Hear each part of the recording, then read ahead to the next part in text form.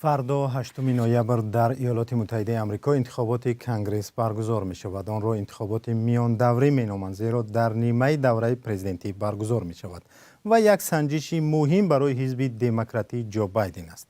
اگر حالا دموکرات ها هر دو پالات مجلس قانونگذاری آمریکا را زیر نظارت دارند، احتمال می رود در نتیجه انتخابات 8 نوامبر جمهوری خواهان دست بالا شوند. و اگر برای خود امریکایی ها وضع اقتصادیات در جای اول است، تغییر در فضای سیاسی آمریکا می تواند به بسیار روندهای جهانی از جمله یاری ها به جنگ اوکراین در جنگ ضد روسیه تاثیرگذار شود.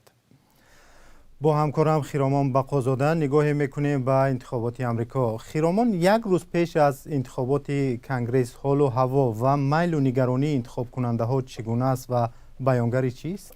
ببین سلام، کارزار انتخاباتی پرشدت ادامه دارد و نتیجه آن برای 2 سال باقی مانده جو بایدن در کاخ سفید خیلی مهم است. انتخاب کننده ها باید همه هیئت مجلس نمایندگان را که 435 کرسی دارد و هم 3 سنات را انتخاب کنند. بر اساس پرسش های افکار عموم، پیشگویی ها این است که جمهوری خواهان می توانند اکثر کرسی های هر دو مجلس کنگره را به دست آورند. تا روز یکشنبه الکی 40 میلیون انتخاب کننده آواز داده است.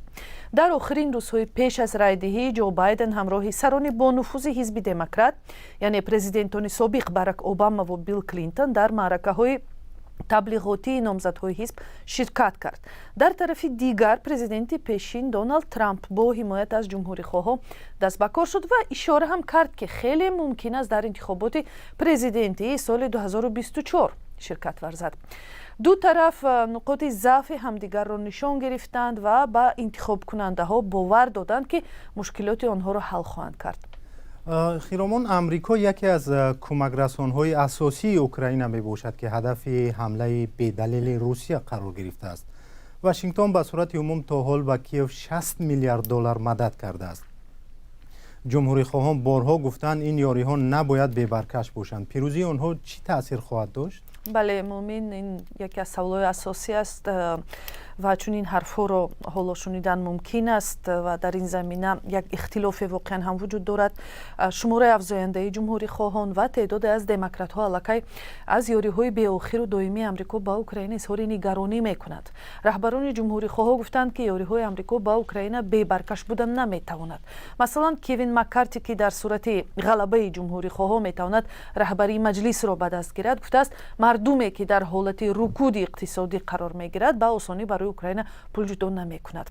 باید گفت در برنامه‌های تبلیغاتی نامزدها یا در بحث‌های تلویزیون‌های آمریکایی موضوع جنگ در اوکراین و مسائل دیگری بین‌المللی خیلی کم مطرح می‌شود و کارشناس نظامی روبلی میگوید پیام کاهش کمک می‌تواند مسکو را قوی‌تر و از احتمال گفت‌وشنود دورتر کند.